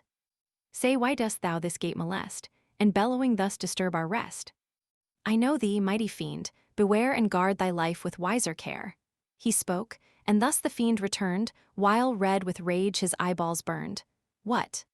Speak when all thy dames are nigh, and hero like thy foe defy. Come, meet me in the fight this day, and learn my strength by bold assay. Or shall I spare thee, and relent until the coming night be spent? Take then the respite of a night, and yield thee to each soft delight. Then, monarch of the Vanner race, with loving arms thy friends embrace. Gifts on thy faithful lords bestow, bid each and all farewell and go. Show in the streets once more thy face, install thy son to fill thy place. Dally a while with each dear dame, and then my strength thy pride shall tame for, should I smite thee drunk with wine enamored of those dames of thine, beneath diseases bowed and bent, or weak, unarmed, or negligent. My deed would merit hate and scorn as his who slays the child unborn. Then Bali's soul with rage was fired, Queen Tara and the dames retired, and slowly, with a laugh of pride, the king of Vanners thus replied, Me, fiend, thou deemest drunk with wine, unless thy fear the fight decline, come, meet me in the fray, and test the spirit of my valiant breast. He spoke in wrath and high disdain, and laying down his golden chain, gift of his sire Mahendra, dared the demon, for the fray prepared seized by the horns the monster, vast as a huge hill, and held him fast, then fiercely dragged him round, and shouting, hurled him to the ground. Blood streaming from his ears, he rose, and wild with fury strove the foes. Then Bali, match for Indra's might, with every arm renewed the fight. He fought with fists and feet and knees, with fragments of the rock and trees. At last the monster's strength, assailed by Sakras, 572, conquering offspring, failed. Him Bali raised with mighty strain and dashed upon the ground again, where, bruised and shattered, in a tide of rushing blood, the demon died. King Bali saw the lifeless corse, and bending, with tremendous force raised the huge bulk from where it lay, and hurled it full a league away. As through the air the body flew, some blood drops, caught by gales that blew, welled from his shattered jaw and fell by Saint Matanga's hermit cell. Matanga saw, illustrious sage, those drops defile his hermitage, and as he marveled whence they came, fierce anger filled his soul with flame. Who is the villain, evil-souled, with childish thoughts unwise and bold? Who is the impious wretch, he cried, by whom my grove with blood is dyed? Thus spoke Matanga in his rage, and hastened from the hermitage, when lo, before his wondering eyes lay the dead bull of mountain size. His hermit soul was nothing slow the doer of the deed to know, and thus the Vanner in a burst of wild, tempestuous wrath he cursed. Ne'er let that Vanner wander here, for, if he come, his death is near. Whose impious hand with blood has dyed the holy place where I abide, who threw this demon course, and made a ruin of the pleasant shade. If e'er he plant his wicked feet within 1 league of my retreat, yea, if the villain come so nigh, that very hour he needs must die. And let the Vanner lords, who dwell in the dark woods that skirt my cell, obey my words, and speeding hence find them some meeter residence. Here if they dare to stay, on all the terrors of my curse shall fall. They spoil the tender saplings, dear as children which I cherish here, mar root and branch and leaf and spray, and steal the ripening fruit away.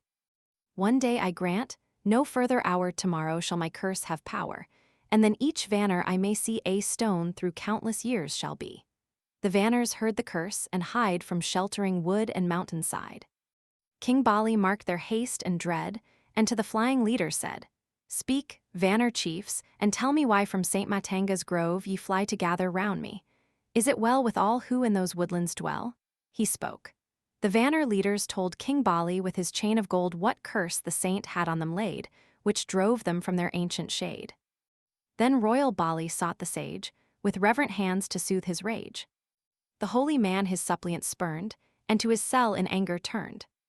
That curse on Bali sorely pressed, and long his conscious soul distressed. Him still the curse and terror keep afar from Rishyamukha's steep. He dares not to the grove draw nigh, nay scarce will hither turn his eye. We know what terrors warm him hence, and roam these woods in confidence. Look, prince, before thee white and dry the demon's bones uncovered lie, who, like a hill in bulk and length, fell ruined for his pride of strength. See those high sal trees 7 in row that droop their mighty branches low. These at one grasp would Bali seize, and leafless shake the trembling trees. These tales I tell, O prince, to show the matchless power that arms the foe. How canst thou hope to slay him? How meet Bali in the battle now?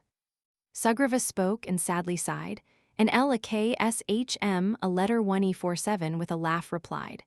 What show of power, what proof and test may still the doubts that fill thy breast? He spoke. Sugriva thus replied, See yonder sal trees side by side. King Bali here would take his stand grasping his bow with vigorous hand, and every arrow, keen and true, would strike its tree and pierce it through. If Rama now his bow will bend, and through one trunk an arrow send, or if his arm can raise and throw 200 measures of his bow, grasped by a foot and hurled through air, the demon bull that moulders there, my heart will own his might and fain believe my foe already slain. Sugriva spoke inflamed with ire, scanned Rama with a glance of fire, pondered a while in silent mood. And thus again his speech renewed. All lands with Bali's glories ring, a valiant, strong, and mighty king, in conscious power unused to yield, a hero first in every field. His wondrous deeds his might declare, deeds gods might scarcely do or dare. And on this power reflecting still I roam on Rishyamukha's hill. Awed by my brothers might I rove, in doubt and fear, from grove to grove, while Hanuman, my chosen friend, and faithful lords my steps attend. And now, O true to friendship's tie, I hail in thee my best ally, my surest refuge from my foes, and steadfast as the Lord of snows.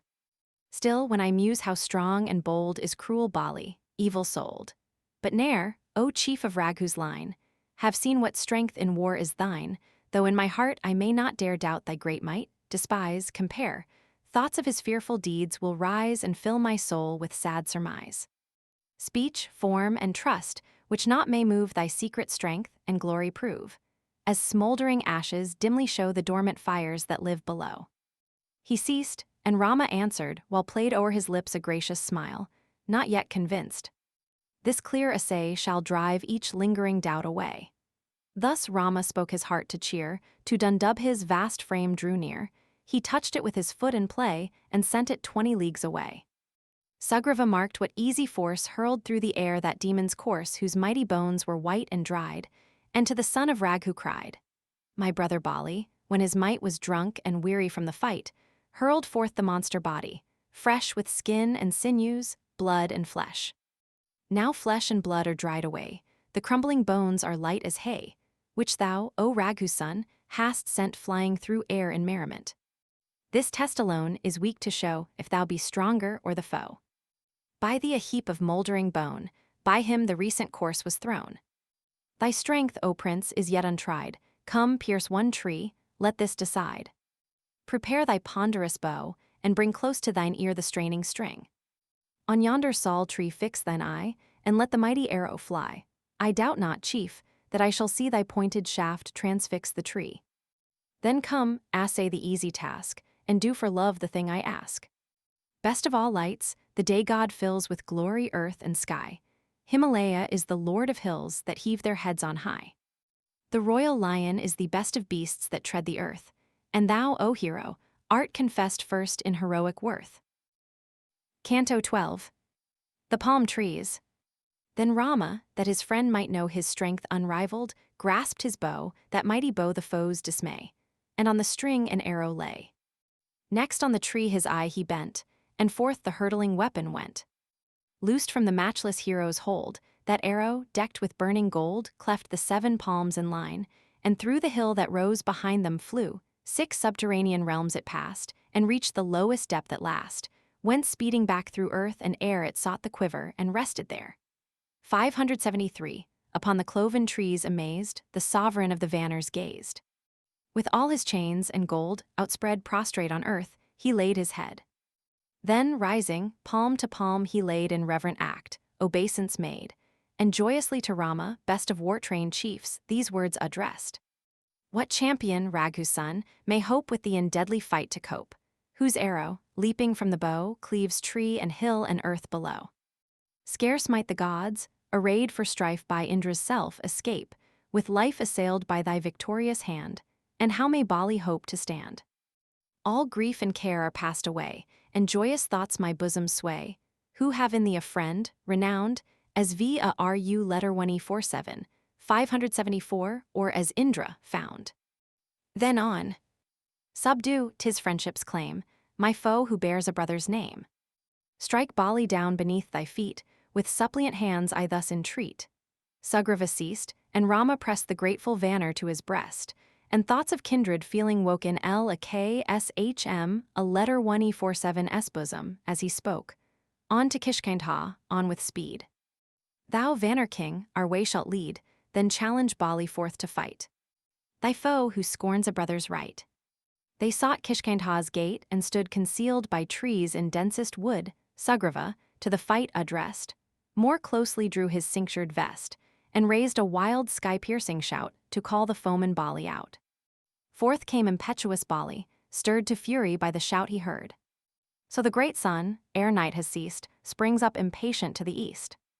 Then fierce and wild the conflict raged as hand to hand the foes engaged, as though in battle mid the stars fought Mercury and fiery Mars. 575, to highest pitch of frenzy wrought with fists like thunderbolts they fought, while near them Rama took his stand, and viewed the battle, bow in hand. Alike they stood in form and might, like heavenly Asvins, 576, paired in fight, nor might the son of Raghu know where fought the friend and where the foe, so, while his bow was ready bent, no life-destroying shaft he sent. Crushed down by Bali's mightier stroke, Sugriva's force now sank and broke. Who, hoping not from Rama's aid, to Rishyamukha fled dismayed, weary and faint, and wounded sore, his body bruised and dyed with gore from Bali's blows, in rage and dread, afar to sheltering woods he fled. Nor Bali farther dared pursue, the curbing curse too well he knew. Fled from thy death, the victor cried, and home the mighty warrior hied. Hanuman, Lakshman, a letter 1E47, Raghu's son beheld the conquered vanner run, and followed to the sheltering shade, where yet Sugriva stood dismayed. Near and more near the chieftains came then, for intolerable shame, not daring yet to lift his eyes, Sugriva spoke with burning sighs. Thy matchless strength I first beheld, and dared my foe by thee impelled. Why hast thou tried me with deceit, and urged me to a sure defeat? Thou shouldst have said, I will not slay thy foeman in the coming fray. For had I then thy purpose known, I had not waged the fight alone. The vanner sovereign, lofty-souled, in plaintive voice his sorrows told. Then Rama spake, Sugriva, list all anger from thy heart dismissed, and I will tell the cause that stayed mine arrow, and withheld the aid. In dress, adornment, port, and height, in splendor, battle shout, and might, no shade of difference could I see between thy foe, O king, and thee. So like was each, I stood at gaze, my senses lost in wildering maze, nor loosened from my straining bow a deadly arrow at the foe, lest, in my doubt, the shaft should send to sudden death our surest friend. Oh, if this hand in heedless guilt and rash resolve thy blood had spilt, through every land, O vanner king, my wild and foolish act would ring. Sore weight of sin on him must lie by whom a friend is made to die, and a KSHM, a letter 1E47, I and Sítá, best of dames, on thy protection rest. On, warrior! For the fight prepare, nor fear again thy foe to dare. Within 1 hour then I shall view my arrow strike thy foeman through, shall see the stricken Bali lie low on the earth, and gasp and die. But come, a badge about thee bind, O monarch of the vanner kind, that in the battle shock mine eyes the friend and foe may recognize. Come, LKSHM, a letter 1E47, let that creeper deck with brightest bloom Sugriva's neck, and be a happy token, twined around the chief of lofty mind. Upon the mountain slope, there grew a threading creeper fair to view, and LKSHM, a letter 1E47, plucked the bloom and round Sugriva's neck a garland wound. Graced with the flowery wreath he wore, the vanner chief the semblance bore of a dark cloud at close of day, and garlanded with cranes at play. In glorious light the vanner glowed, as by his comrade's side he strode, and, still on Rama's word intent, his steps to great Kishkindha bent. Canto 13. The return to Kishkindha. Thus with Sugriva, from the side of Rishyamukha, Rama hied, and stood before Kishkindha's gate, where Bali kept his regal state. The hero in his warrior hold raised his great bow adorned with gold, and drew his pointed arrow bright as sunbeams, finisher of fight. Strong-necked Sugriva led the way with LKSHM, a letter 1E47 mighty in the fray. Nala and Nila came behind with Hanuman of lofty mind, and valiant Tara, last in place, a leader of the vanner race. They gazed on many a tree that showed the glory of its pendant load, and brook and limpid rill that made sweet murmurs as they seaward strayed. They looked on caverns dark and deep, on bower and glen and mountain steep, and saw the opening lotus stud with roseate cup the crystal flood, while crane and swan and coot and drake made pleasant music on the lake, and from the reedy bank was heard the note of many a happy bird. In open lawns, in tangled ways, they saw the tall deer stand at gaze, or marked them free and fearless roam, fed with sweet grass, their woodland home. At times 2 flashing tusks between the wavings of the wood were seen, and some mad elephant, alone like a huge moving hill, was shown. And scarcely less in size, appeared great monkeys all with dust besmeared. And various birds that roam the skies, and sylvan creatures, met their eyes, as through the wood the chieftains sped, and followed where Sugriva led. Then Rama, as their way they made, saw near at hand a lovely shade, and as he gazed upon the trees, spake to Sugriva words like these: "Those stately trees in beauty rise, fair as a cloud in autumn skies. I fain, my friend, would learn from thee what pleasant grove is that I see." Thus Rama spake, the mighty-souled, and thus his tale Sugriva told. That Rama is a wide retreat that brings repose to weary feet. Bright streams and fruit and roots are there, and shady gardens passing fair. There, 'neath the roof of hanging boughs, the sacred seven maintain their vows. Their heads in dust were lowly laid, in streams their nightly beds were made. Each seventh night they broke their fast, but air was still their sole repast, and when 700 years were spent to homes in heaven the hermits went. Their glory keeps the garden yet, with walls of stately trees beset. Scarce would the gods and demons dare, by Indra led, to enter there. No beast that roams the wood is found, no bird of air within the bound, or, thither if they idly stray, they find no more their homeward way. You hear at times mid dulcet tones the chime of anklets, rings, and zones. You hear the song and music sound, and heavenly fragrance breathes around. There duly burn the triple fires, 577, where mounts the smoke in curling spires, and, in a dun wreath, hangs above the tall trees like a brooding dove. Round branch and crest the vapors close, till every tree enveloped shows a hill of lazulite, when clouds hang round it with their misty shrouds. With L a K S H M, a letter 1E47, Lord of Raghu's line, in reverent guise thine head incline, and with fixed heart and suppliant hand give honor to the sainted band.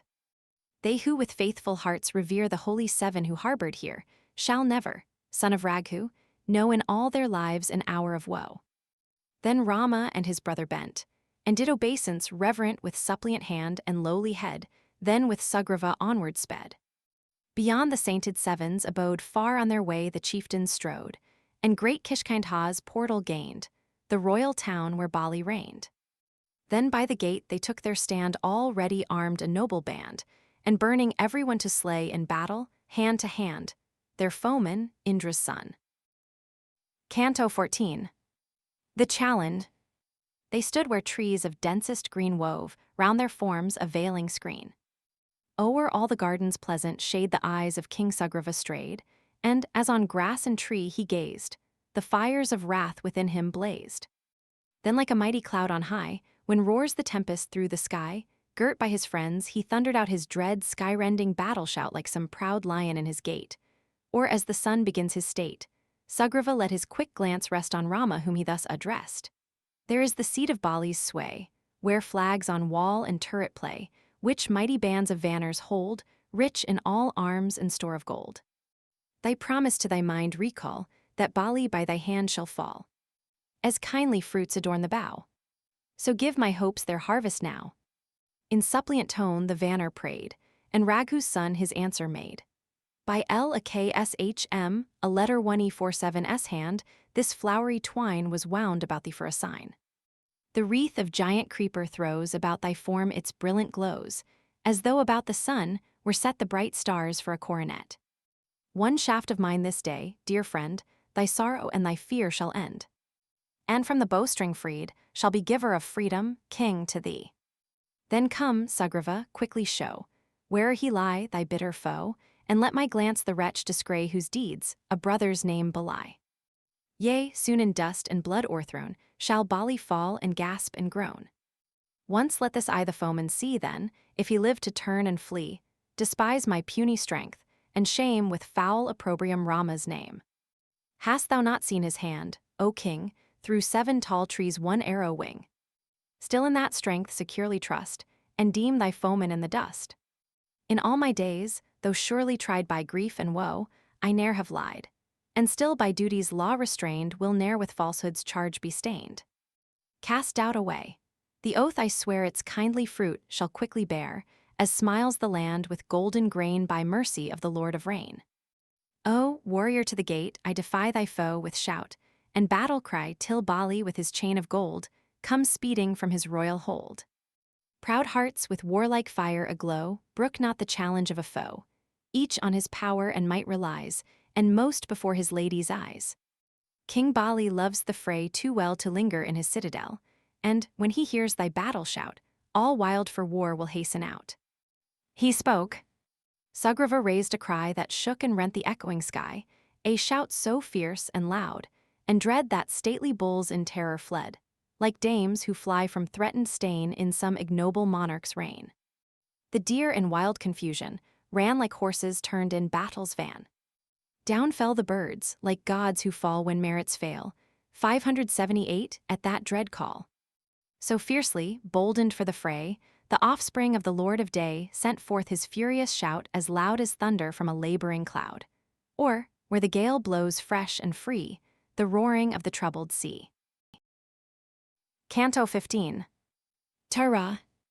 That shout which shook the land with fear, in thunder smote on Bali's ear, where in the chamber barred and closed the sovereign with his dame reposed. Each amorous thought was rudely stilled, and pride and rage his bosom filled. His angry eyes flashed darkly red, and all his native brightness fled, as when, by swift eclipse assailed, the glory of the sun has failed.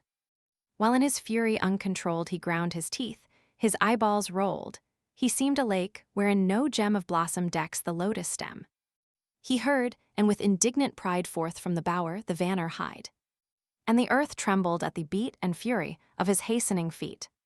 But Tara to her consort flew, her loving arms around him threw, and trembling and bewildered, gave wise counsel that might heal and save. O dear my lord, this rage control that like a torrent floods thy soul, and cast these idle thoughts away like faded wreath of yesterday, O tarry till the morning light, then, if thou wilt, go forth and fight. Think not I doubt thy valor, no, or deem thee weaker than thy foe, yet for a while would have thee stay, nor see thee tempt the fight today. Now list, my loving lord, and learn the reason why I bid thee turn. Thy foeman came in wrath and pride, and thee to deadly fight defied. Thou wentest out, he fought, and fled sore wounded and discomfited. But yet, untaught by late defeat, he comes his conquering foe to meet, and calls thee forth with cry and shout. Hence spring, my lord, this fear and doubt. A heart so bold that will not yield, but yearns to tempt the desperate field, such loud defiance, fiercely pressed, on no uncertain hope can rest. So lately by thine arm o'erthrown, he comes not back, I ween, alone. Some mightier comrade guards his side, and spurs him to this burst of pride. For nature made the vanner wise, on arms of might his hope relies, and never will Sugriva seek a friend whose power to save is weak. Now listen, while my lips unfold the wondrous tale my Anged told. Our child the distant forest sought, and learnt from spies the tidings brought. 2 sons of Dasaratha, sprung from old Ikshvaku, brave and young, renowned in arms, in war untamed, Rama and Shm a letter 1E47 are they named. Have with thy foe Sugriva made a league of love and friendly aid. Now Rama, famed for exploit high, is bound thy brother's firm ally, like fires of doom, 579, that ruin all he makes each foe before him fall. He is the suppliant's sure defense, the tree that shelters innocence. The poor and wretched seek his feet, in him the noblest glories meet. With skill and knowledge vast and deep his sire's commands he loved to keep, with princely gifts and graces stored as metals deck the mountains, Lord. 580, thou canst not, O my hero, stand before the might of Rama's hand, for none may match his powers or dare with him in deeds of war compare. Here I entreat, the words I say, nor lightly turn my reed away. O let fraternal discord cease, and link you in the bonds of peace. Let consecrating rites ordain Sugriva partner of thy reign. Let war and thoughts of conflict end, and be thou his and Rama's friend, each soft approach of love begin, and to thy soul thy brother win, for whether here or there he be, thy brother still, dear Lord, is he. Though far and wide these eyes, I strain a friend like him I seek in vain. Let gentle words his heart incline, and gifts and honors make him thine till, foes no more, in love allied, you stand as brothers side by side. Thou in high rank wast wont to hold Sugriva, formed in massive mold. Then come, thy brother's love regain, for other aids are weak and vain. If thou would please my soul, and still preserve me from all fear and ill, I pray thee by thy love be wise, and do the thing which I advise. Assuage thy fruitless wrath, and shun the mightier arms of Raghu's son, for Indra's peer in might is he, a foe too strong, my lord, for thee. Canto 16. The Fall of Bali. Thus Tara with the starry eyes, 581, her counsel gave with burning sighs. But Bali, by her prayers unmoved, spurned her advice and thus reproved. How may this insult, scathe, and scorn by me, dear love, be tamely borne? My brother, yea, my foe, comes nigh and dares me forth with shout and cry. Learn, trembler, that the valiant, they who yield no step in battle fray, will die 1,000 deaths, but ne'er an unavenged dishonor bear. Nor, O my love, be thou dismayed though Rama lend Sugriva aid, for one so pure and duteous, one who loves the right, all sin will shun, release me from thy soft embrace, and with thy dames thy steps retrace. Enough already, O mine own, of love and sweet devotion shown.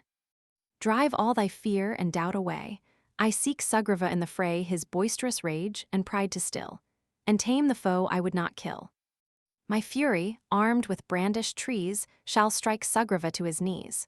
Nor shall the humbled foe withstand the blows of my avenging hand, when, nerved by rage and pride, I beat the traitor down beneath my feet. Thou, love, hast lent thine own sweet aid, and all thy tender care displayed. Now by my life, by these who yearn to serve thee well, I pray thee turn. But for a while, dear dame, I go to come triumphant o'er the foe. Thus Bali spake in gentlest tone, soft arms about his neck were thrown, then round her lord the lady went with sad steps slow and reverent.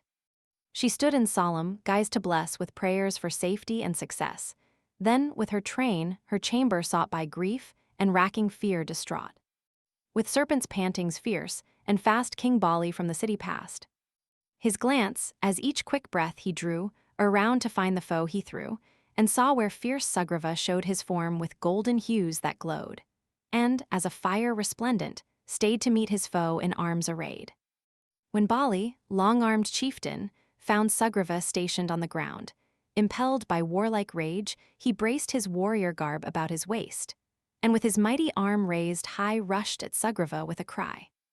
But when Sugriva, fierce and bold, saw Bali with his chain of gold, his arm he heaved, his hand he closed, and face to face his foe opposed. To him whose eyes with fury shone in charge impetuous rushing on, skilled in each warlike art and plan, Bali with hasty words began. My ponderous hand, to fight addressed with fingers clenched and arm compressed, shall on thy death-doomed brow descend, and crashing down thy life shall end. He spoke, and wild with rage and pride, the fierce Sugriva thus replied. Thus let my arm begin the strife, and from thy body crush the life. Then Bali, wounded and enraged, with furious blows the battle waged. Sugriva seemed, with bloodstreams dyed, a hill with fountains in his side. But with his native force unspent a sal tree from the earth he rent, and like the bolt of Indra smote on Bali's head and chest and throat. Bruised by the blows he could not shield, half vanquished Bali sank and reeled, as sinks a vessel with her freight borne down by overwhelming weight. Swift as SUP, a R letter 1E47 a S, 582, swiftest flight in awful strength they rushed to fight, so might the sun and moon on high encountering battle in the sky. Fierce and more fierce, as fought the foes, the furious rage of combat rose. They warred with feet and arms and knees, with nails and stones and boughs and trees, and blows descending fast as rain dyed each dark form with crimson stain, while, like two thunderclouds, they met with battle cry and shout and threat. Then Rama saw Sugriva quail, marked his worn strength grow weak and fail, saw how he turned his wistful eye to every quarter of the sky. His friend's defeat he could not brook, bent on his shaft an eager look, then burned to slay the conquering foe, and laid his arrow on the bow. As to an orb the bow he drew forth from the string the arrow flew like fate's tremendous discus, hurled by Yama, 583, forth to end the world. So loud the din that every bird the bowstrings clans with terror heard, and wildly fled the affrighted deer, as though the day of doom were near. So deadly as the serpent's fang, forth from the string the arrow sprang. Like the red lightning's flash and flame it flew unerring to its aim, and, hissing murder through the air, pierced Bali's breast and quivered there. Struck by the shaft that flew so well the mighty vanner reeled and fell, as earthward Indra's flag they pull when Asvini's fair moon is full. 584. Canto 17. Bali's speech. Like some proud tree, before the blast brave Bali to the ground was cast, where prostrate in the dust he rolled clad in the sheen of glistening gold, as when uptorn the standard lies of the great god who rules the skies. When low upon the earth was laid the lord whom vanner tribes obeyed, dark as a moonless sky, no more his land her joyous aspect wore. Though low in dust and mire was rolled the form of Bali lofty-souled, still life and valor, might and grace clung to their well-loved dwelling place. That golden chain with rich gems set, the choicest gift of Sakra, 585, yet preserved his life nor let decay steal strength and beauty, light away. Still from that chain divinely wrought his dusky form a glory caught, as a dark cloud, when day is done, made splendid by the dying sun. As fell the hero, crushed in fight, there beamed afar a triple light from limbs, from chain, from shaft that drank his lifeblood as the warrior sank. The never-failing shaft, impelled by the great bow which Rama held, brought bliss supreme, and lit the way to Brahma's worlds which ne'er decay. 586. Rama and Lakshman, a letter 147 nearer drew the mighty fallen foe to view Mahendra's son, the brave and bold, the monarch with his chain of gold, with lustrous face and tawny eyes, broad chest, and arms of wondrous size, like Lord Mahendra fierce in fight. Or Vish letter 147 US never conquered might, now fallen like Yayati. 587 sent from heaven, his store of merit spent, like the bright flame that pales and dies. Like the great sun who fires the skies, doomed in the general doom to fall when time shall end and ruin all. The wounded Bali, when he saw Rama and Lakshman, a letter 147 nearer draw keen words to Raghu's son, impressed with justice, holy stamp, addressed. What fame, from one thou hast not slain in front of battle, canst thou gain, whose secret hand has laid me low when madly fighting with my foe? From every tongue thy glory rings, a scion of a line of kings, true to thy vows of noblest race, with every gentle gift and grace, whose tender heart for woe can feel, and joy in every creature's weal, whose breast with high ambition swells, knows duty's claim and ne'er rebels. They praise thy valor, patience, ruth, thy firmness, self-restraint, and truth, thy hand prepared for sin's control, all virtues of a princely soul. I thought of all these gifts of thine, and glories of an ancient line, I set my Tara's tears at naught. I met Sugriva and we fought. O Rama, till this fatal morn I held that thou wouldst surely scorn to strike me, as I fought my foe, and thought not of a stranger's blow. But now thine evil heart is shown, a yawning well with grass o'ergrown. Thou wearest virtue's badge, 588, but guile and meanest sin thy soul defile. I took thee not for treacherous fire, a sinner clad in saint's attire, nor deemed thou idly wouldst profess the show and garb of righteousness.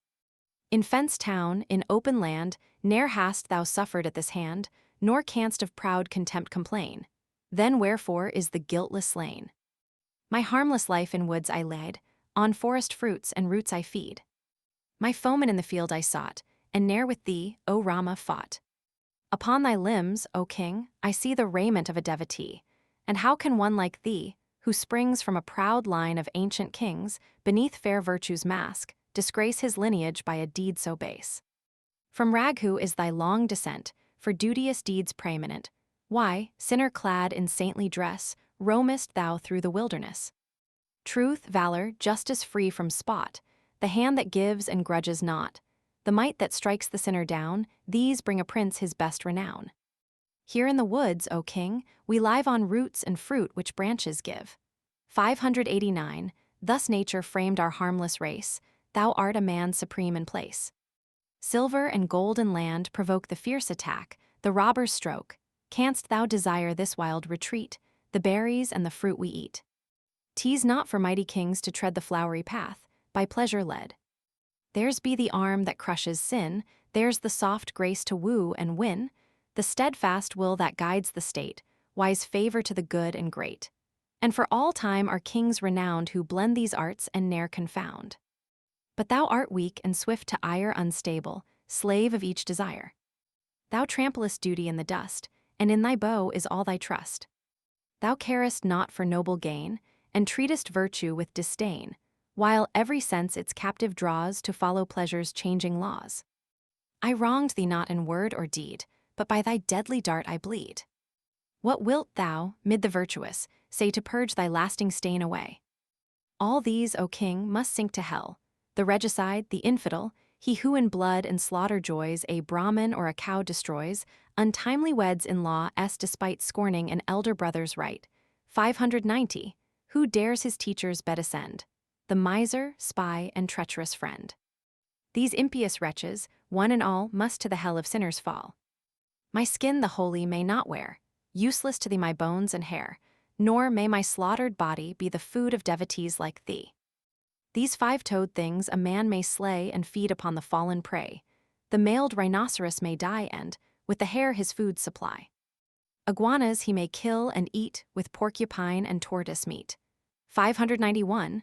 But all the wise account it sin to touch my bones and hair and skin. My flesh they may not eat, and a useless prey, O Rama, die. In vain my Tara reasoned well, on dull deaf ears her counsel fell. I scorned her words though sooth and sweet, and hither rushed my fate to meet. Ah, for the land thou rulest. She finds no protection, Lord, from thee, neglected like some noble dame by a vile husband dead to shame. Mean-hearted coward, false and vile, whose cruel soul delights in guile, could Dasaratha, noblest king, beget so mean and base a thing? Alas!